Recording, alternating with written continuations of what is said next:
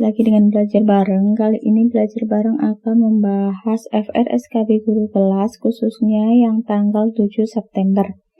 Apa saja sih yang keluar di SKB guru kelas tanggal 7 September? Jadi yang pertama itu ada hukum Kepler ya. Dimana hukum Kepler itu kan ada 3 macam ya. Hukum Kepler yang pertama, lintasan orbit setiap planet ketika mengelilingi matahari berbentuk elips, di mana matahari terletak pada salah satu fokusnya. Jadi inti dari hukum Kepler itu bahwa orbit planet itu mengelilingi matahari berbentuk elips, kemudian ada yang namanya titik terjauh matahari ketika matahari itu paling jauh dari planet ini F1, ini namanya dinamakan titik aphelion ya, aphelion. Kemudian titik terdekat planet dengan matahari ini ya, ini dinamakan perihelion. Perihelion. Planet semakin cepat itu, planet berputar semakin cepat ketika dekat dengan matahari ya. Kemudian semakin jauh jarak planet dari matahari, maka si planet itu akan bergerak semakin lambat. Lanjut ke hukum Kepler 2. Garis hayal yang menghubungkan planet dengan matahari mencakup luas daerah yang sama dalam interval waktu yang sama. Jadi inti dari Kepler 2 itu ya teman-teman, ini area yang ditandai warna ungu ini kan menunjukkan luas area jarak dengan matahari seperti itu ya. Ini adalah luasnya sama, baik yang ini maupun ini. Inti dari hukum Kepler itu seperti itu. Lanjut ke Kepler yang ketiga. Kuadrat periode orbit suatu planet sebanding dengan pangkat 3 jarak rata-ratanya dari matahari. Secara matematis, hukum 3 Kepler dapat ditulis dengan T1 kuadrat per R1 pangkat 3 sama dengan T1 kuadrat per R1 pangkat 3 sama dengan konstan. T1 itu apa? Merupakan periode planet 1, T2 merupakan periode planet 2, R1 merupakan periode planet 1 dari matahari, jarak ya, R2 merupakan jarak planet 2 dari matahari. Ini perbandingan ini adalah konstan, tetap ya. Itu yang menyebabkan apa tadi? Kembali ke hukum Kepler 2, luasan daerah itu jadi sama berapapun sudutnya. Nah, ada contoh untuk penerapan hukum Kepler itu. Contoh soalnya seperti ini ya. Ini berbagai posisi planet dengan matahari, ada A sampai dengan L. Nah, perhatikan gambar lintasan orbit suatu planet mengelilingi matahari di atas. Pada posisi apakah planet bergerak paling cepat? Nah, tadi di awal sudah disebutkan bahwa ada titik terjauh, ada titik terdekat planet dengan matahari.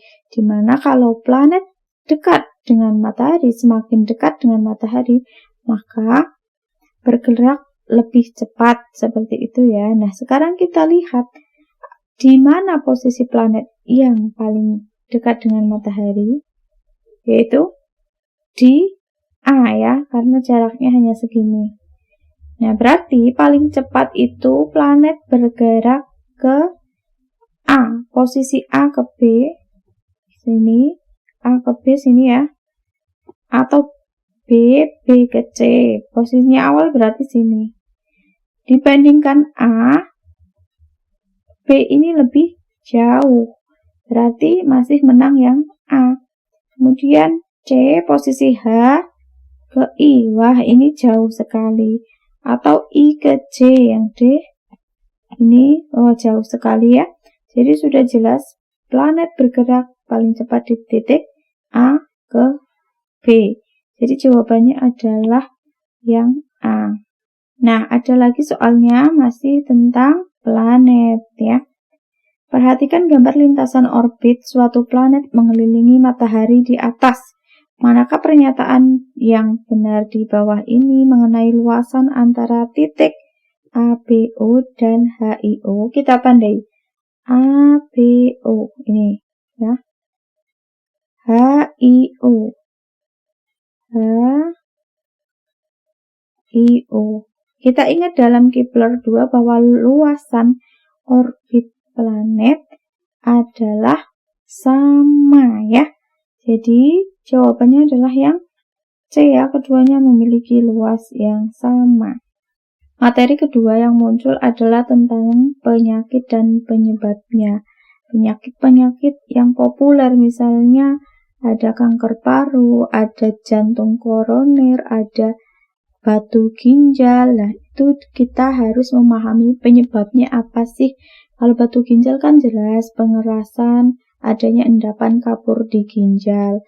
Jantung koroner penyumbatan pada pembuluh darah koroner. Kemudian kanker itu ada pertumbuhan sel yang tidak terkendali di misalnya paru-paru. Materi yang ketiga yaitu tentang sudut elevasi. Apa sih sudut elevasi? Jadi sudut elevasi itu merupakan sudut yang terbentuk ya. Terbentuk antara bidang datar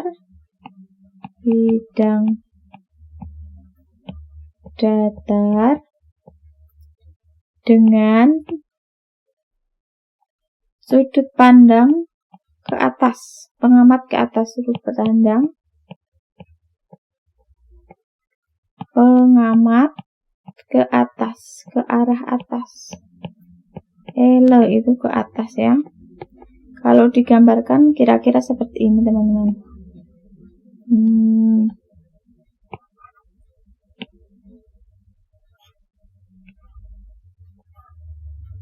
Nah, ini di sini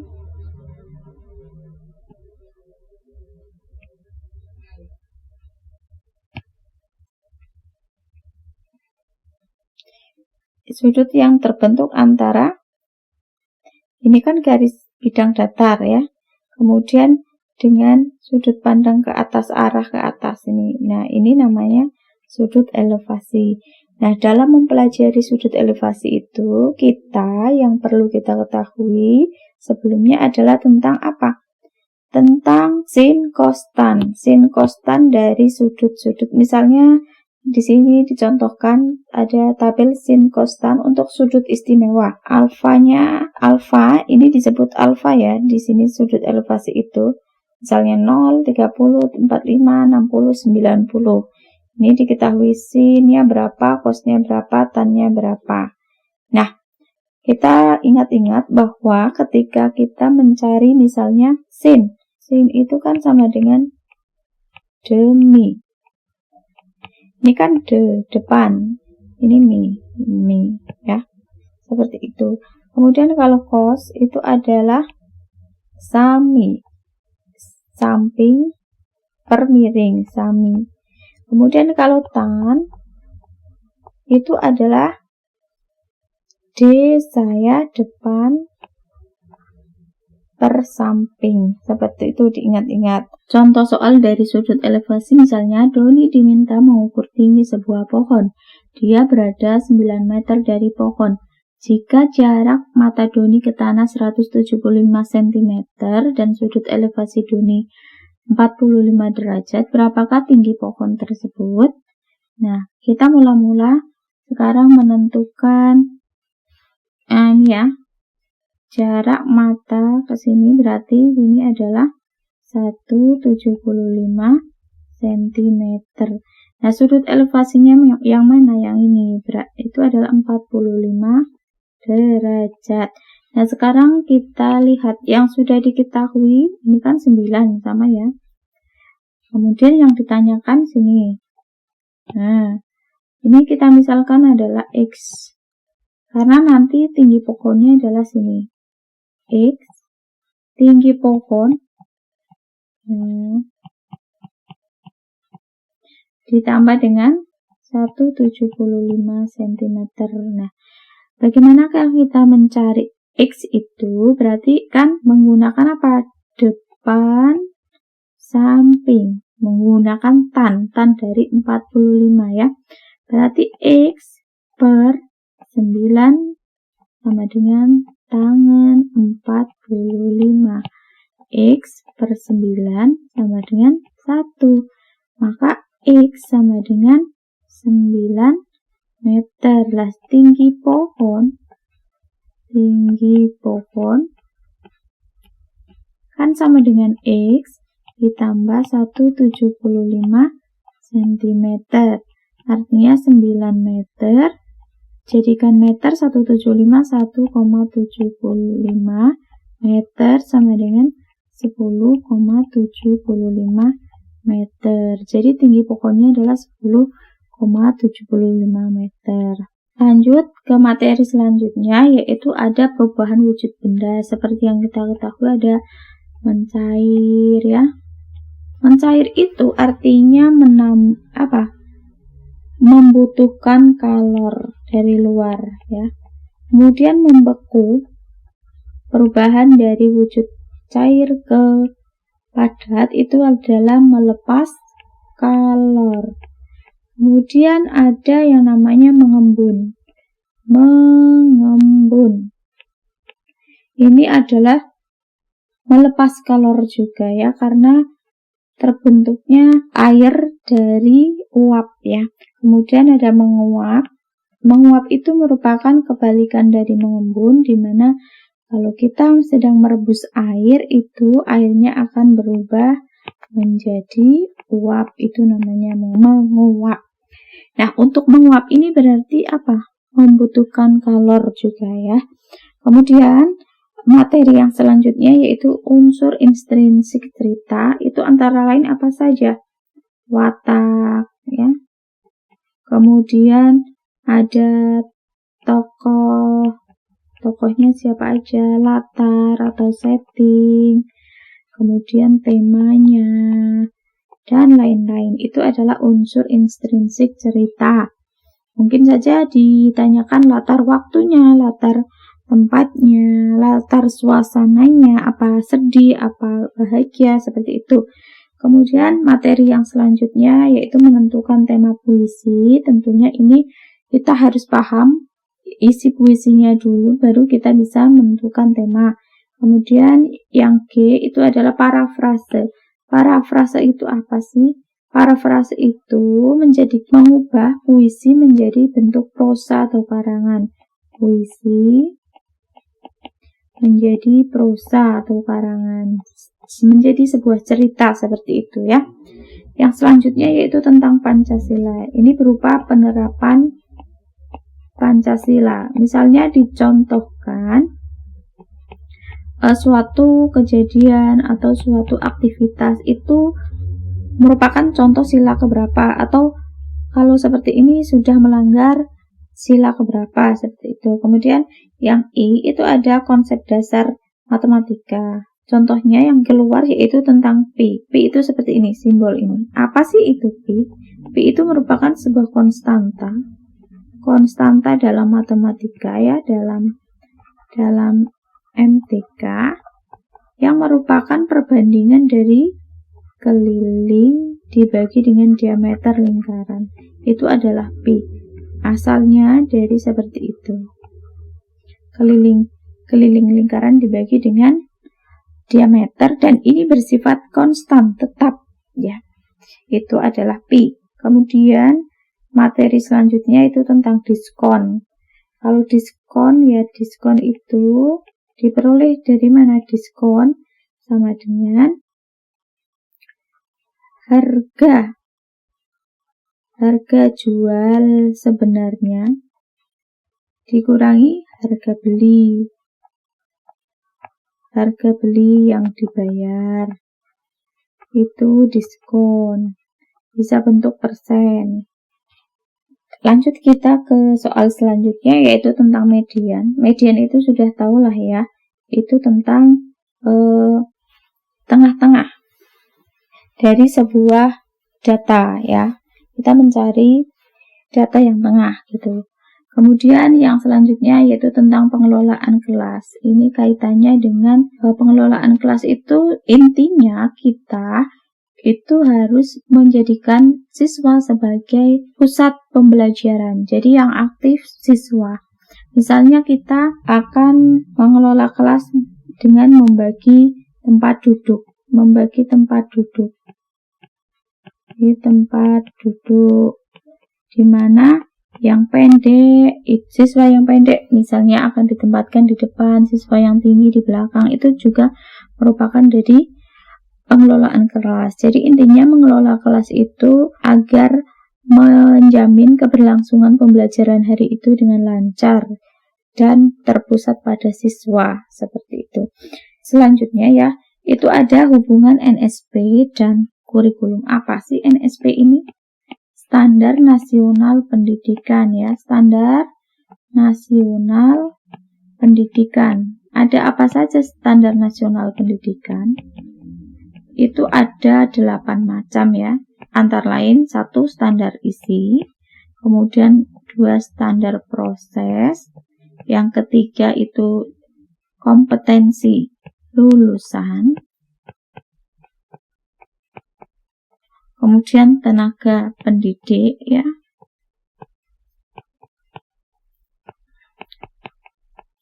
Terus ada pengelolaan, standar pengelolaan.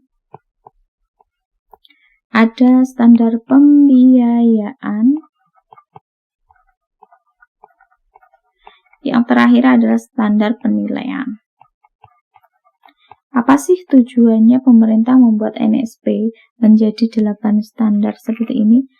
Tujuannya yaitu untuk memastikan dan mewujudkan pendidikan yang bermutu. Karena di dalam standar-standar itu sudah diatur ya, apa sih yang diajarkan itu masuknya standar isi. Nah, dalam standar isi ini ada yang namanya kurikulum. Kurikulum itu sebagai acuan dalam menyampaikan pendidikan. Ya, kemudian bagaimana sih proses itu harus berlangsung, itu juga sudah diatur dalam NSP standar proses. Bagaimana lulusan yang akan diciptakan, bagaimana kriteria dan syarat tenaga pendidik dan kependidikan, bagaimana mengelola sebuah sekolah, bagaimana membiayai segala proses yang terjadi selama pendidikan itu, terus bagaimana penilaian dari pembelajaran seperti itu. Nah, yang selanjutnya masih sama dengan FR kemarin, yaitu RPP, silabus, prota, promes, kemudian hubungan di antara keempatnya itu apa ya, bagaimana. Jadi dalam hubungannya itu kan yang pertama itu kan diprogramkan prota. Prota itu kemudian dipecah menjadi 2 promes karena dalam 1 tahun ada 2 promes. Nah, promes ini dijabarkan dalam silabus. Silabus itu kan merupakan rencana pembelajaran, akan tetapi masih dalam satu kelompok besar. Misalnya 1 tema atau 1 mata pelajaran matematika dalam 1 semester itu apa saja. Nah, untuk mempermudah pelaksanaannya, makalah dijabarkan lebih rinci dalam RPP, karena di RPP itu kan merupakan rencana pembelajaran yang akan dilakukan misalnya dalam 1 waktu. Nah, itu kaitannya antara prota, promes, silabus, dan RPP ya. Kemudian yang terakhir itu ada soal kesulitan belajar. Contohnya itu kasus misalnya siswa itu tidak bisa mengerjakan perkalian. 5 dikali 5 sama dengan 10. 4 dikali 2 sama dengan 6. Nah, ini kesulitan belajar semacam ini di mana siswa ditandai tidak mudeng, tidak paham yang namanya simbol matematika. Itu namanya adalah diskalkulia. Itu kemarin sering banget ditanyakan oleh teman-teman, dan ini ternyata muncul lagi ya teman-teman. Nah, begitulah ya teman-teman pembahasan FR kali ini. Semoga bermanfaat. Jangan lupa klik like, share, and subscribe.